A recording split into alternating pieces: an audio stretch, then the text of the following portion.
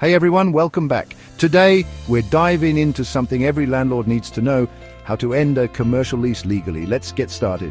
So what happens when the lease reaches its expiry date? If the lease naturally expires, here's what you should do. First, check if the tenant wants to renew. If they do, you can negotiate new terms. If they're planning to leave, make sure they vacate by the agreed date and then inspect the property. The tenant must return it in the agreed condition. Now, an important note here. Some tenants may have the right to stay under the Landlord and Tenant Act 1954 unless the lease explicitly excludes this. If you don't want to renew, you must serve a Section 25 notice at least 6 months before the lease ends. Next, let's talk about ending a lease early. You have a couple of options. First, the break clause. If it's included in the lease, either party can terminate early under agreed conditions. Then there's forfeiture.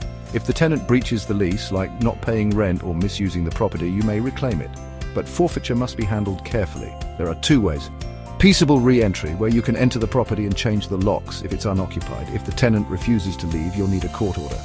Forfeiture is complex, so always seek legal advice before taking action. Finally, let's cover handling deposit returns and property damage. When the tenant moves out, check the property's condition. If there's damage, deduct the costs from the security deposit. Make sure unpaid rent or service charges are settled before returning the deposit.